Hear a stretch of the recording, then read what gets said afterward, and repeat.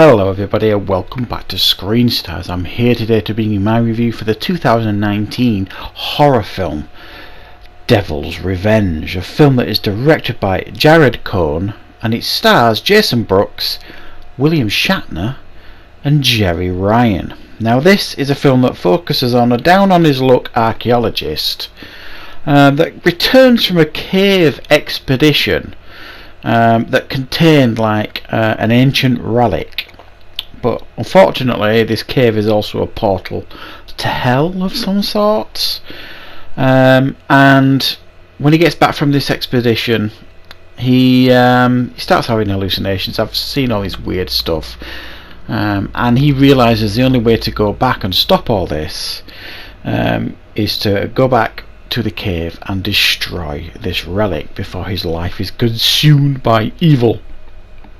Right, that's the premise of the film here. What are my thoughts on Devil's Revenge? Well, I will admit that the thing that drew me to this film was the fact that it starred William Shatner and Jeri Ryan. It's a little bit of a Star Trek reunion here, I suppose you could say.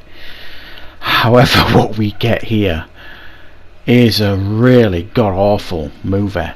I mean, it's shockingly quite bad at times, this film. I don't really know where to start with it.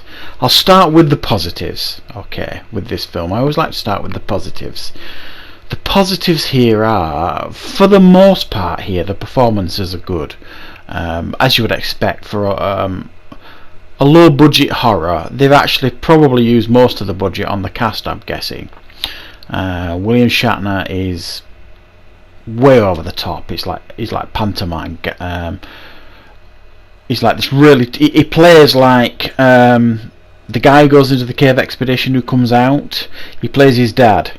He's like this ex-military guy, and he's really.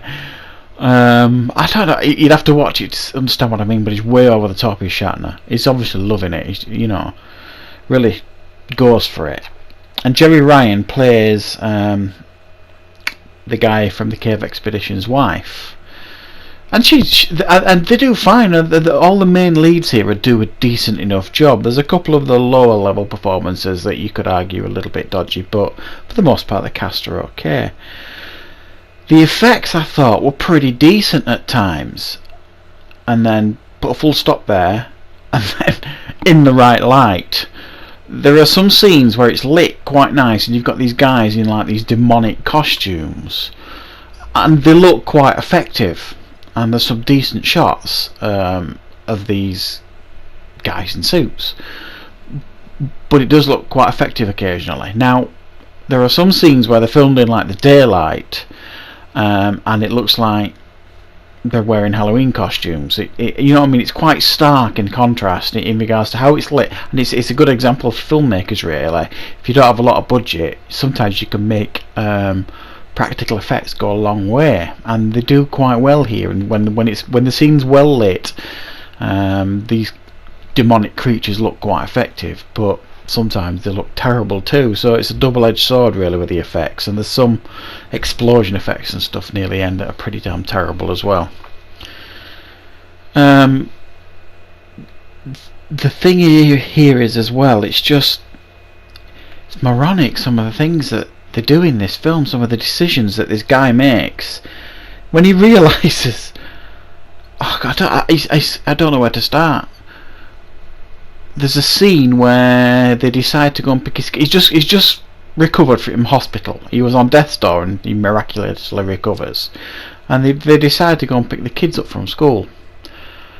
So they get to the school and he just walks into the campus, walks straight through the doors, walks all around the school to find his kids. This is America. I don't think that's reality really. Anywhere in the world really, that you couldn't just walk into a school or onto a campus, just wander around. It just wouldn't happen. And then there's a baffling decision in this film that I still can't get my head around. Well, there's more than one, but there's one in particular. This guy knows what this cave is. He's seen people die in this cave. He's seen the results of what's happened to him after he's been in this cave. Really evil stuff. And he decides to take his wife and 2 children back to this cave. The reason is because William Shatner told his wife that she must insist on going with the kids. That's the only reason that I can think of that was given in the film. I was scratching my head. I could not believe that he agreed to it. I mean, he did protest initially, but she put her foot down, I guess, the wife, and they ended up all going. There's an exposition scene in the RV while they're travelling to the cave of the family that the daughter reads out from this book that like dumps a lot of exposition that's supposed to explain a lot of stuff away. It's really cheap and really lazy. The script is beyond belief. Really bad script. Convenient plot devices just to move the film on. Like I say, really daft decisions. There's people killed in this film by these like demonic creatures, and there's no recognition of it. For example, they turn up at the school, the campus where this guy was looking for his kids, and they go around and kill a couple of kids in there. Okay, no recognition that has happened.